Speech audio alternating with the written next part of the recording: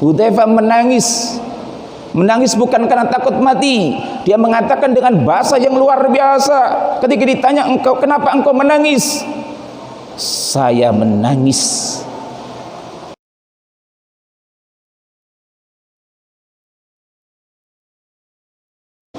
Innal hamdalillahi nahmaduhu wa nasta'inuhu wa nastaghfiruh wa na'udzu billahi min shururi anfusina wa min sayyiati a'malina may yahdihillahu fala mudilla lahu wa may yudlilhu fala hadiya lahu Ashhadu an la ilaha illallah wahdahu la syarika lahu wa ashhadu anna Muhammadan abduhu wa rasuluhu alladzi la nabiyya ba'da.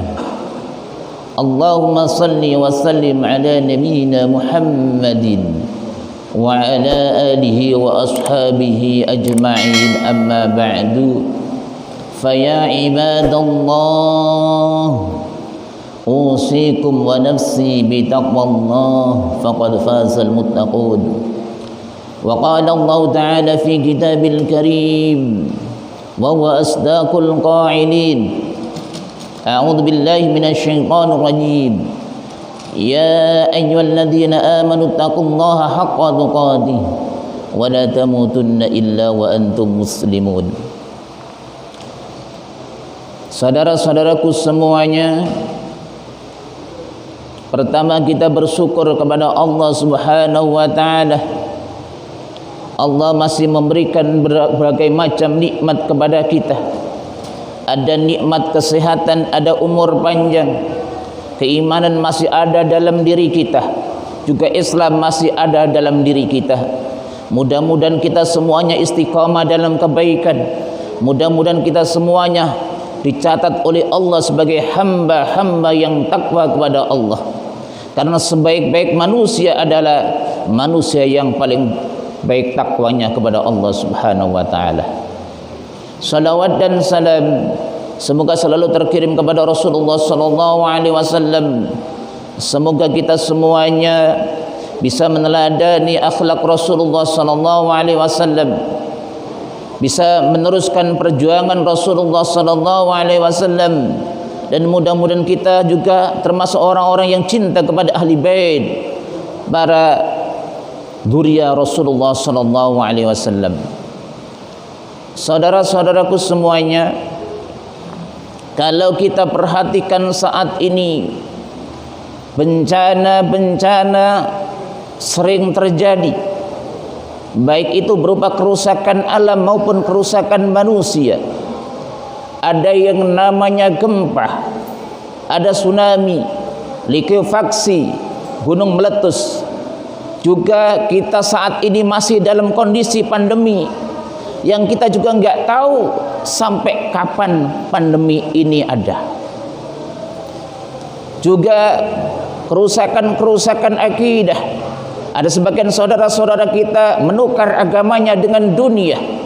Ada masjid di Indonesia yang sudah jadi gereja. Kerusakan moral anak-anak muda, narkoba, pergaulan bebas dan lain sebagainya. Ini pun bencana yang tidak kalah dahsyatnya daripada bencana alam biasa. Saudara-saudaraku semuanya, lalu sikap kita apa menghadapi bencana-bencana saat ini? Baik itu bencana yang menimpa alam semesta maupun bencana yang menimpa manusia, baik itu berupa akidah, akhlak. Pertama yang harus kita lakukan adalah menguatkan iman kita, menguatkan akidah kita, membimbing keluarga kita untuk berakidah yang kuat dan lurus. Ini penting. Karena ketika ada bencana alam terjadi, akidah kita kuat, maka kita sadar bahwa bencana itu terjadi semata-mata karena kekuasaan Allah Subhanahu wa taala. Kita sadar itu merupakan ujian, kita sadar itu merupakan teguran, bahkan kita sadar itu merupakan azab dari Allah Subhanahu wa taala. Dengan akidah yang kuat, ketika tawaran dunia menggiurkan, tawaran jabatan menggiurkan dengan ditukar dengan akidah kita, maka sedikit pun kita dan keluarga kita semuanya tidak bergembing, tidak akan menukar agama kita dengan materi dunia. Sebab ada sebagian orang yang menukar akidahnya untuk mendapatkan materi dunia. Betapa menyedihkan saudara-saudara kita misalnya yang ada di bagian selatan Jawa atau Sunda. Ini sebagian menukar agamanya untuk mendapatkan materi. Ini sangat menyedihkan. Saudara-saudaraku semuanya, maka akidah harus kita kuatkan, iman harus kita kuatkan. Makanya wajar ketika Nabi Yakub alaihissalam mau meninggalkan dunia yang fana ini, dikumpulkan anaknya semuanya. Apa pesan pertanyaan Nabi Yakub alaihissalam kepada anaknya? Ma ta'buduna min ba'di. Wahai anak-anakku, setelah ayah tidak ada, setelah bapakmu ini enggak ada, nak, siapa yang engkau sembah? Engkau tetap menyembah kepada Allah yang Esa atau menyembah kepada pangkat jabatan dunia? Engkau tetap mengisahkan Allah atau engkau menuhankan harta benda? Ma ta'buduna min ba'di. Saudara-saudaraku semuanya, akidah ini hal yang sangat penting. Tanamkan akidah dalam keluarga kita, anak-anak kita, istri kita, semuanya kita menanamkan akidah Islamiyah yang kuat dan lurus. Bahkan kalau kita lihat dalam Sunan Ibnu Majah, ketika kerusakan merajalela di mana-mana, kebodohan di mana-mana, yang namanya Al-Quran sudah terangkat. Semuanya tulisan Al-Quran diangkat oleh Allah. Manusia gak ada yang tahu mana itu sholat, mana itu puasa, mana itu haji. Gak ada orang sholat, gak ada orang haji. Masjidil Haram tidak ada yang datang, tidak ada yang mendatangi. Masjid Nabawi tidak ada penghuninya. Ka'bah gak ada yang tawaf, saudara. Manusia gak tahu mana itu sholat, mana itu puasa. Ini di dalam Sunan Ibnu Majah. Yang tersisa cuma ada aki-aki ini. Orang yang lanjut usia, yang sudah jompo, dia mengucapkan kalimat tauhid, la ilaha illallah. Hanya itu yang dia tahu. Ketika dia ditanya, kenapa engkau mengucapkan kalimat itu? Apa? Adrakna aba'ana ala kalimatin la ilaha illallah fa nahnu naquluha. Kami mendapatkan nenek moyang kami mengucapkan kalimat itu, maka kami saat ini mengucapkan kalimat tersebut. Itu yang tersisa orang-orang yang sudah lanjut usia. Apa kata Rasulullah sallallahu alaihi wasallam? Tunjihim minan nar. Kalimat la ilaha illallah. Walaupun dia enggak sholat, walaupun dia enggak puasa, enggak tahu sholat, enggak tahu puasa, enggak tahu zakat, enggak tahu haji, kata Rasulullah, dalam kondisi kerusakan tersebut, kalimat tersebut bisa menyelamatkan mereka dari api neraka. Setitik akidah, setitik keimanan mampu menyelamatkan manusia ketika kerusakan di mana-mana, ketika ilmu terangkat, Quran terangkat. Itu bisa selamat dari api neraka hanya dengan kalimat tauhid, la ilaha illallah. Ini dasarnya luar biasa, saudara. Dan ini pasti akan terjadi. Bahwasanya Quran terangkat, tidak ada satupun ayat Quran kebodohan di mana-mana, Ka'bah nggak ada yang tahu, akan pasti terjadi itu, saudara.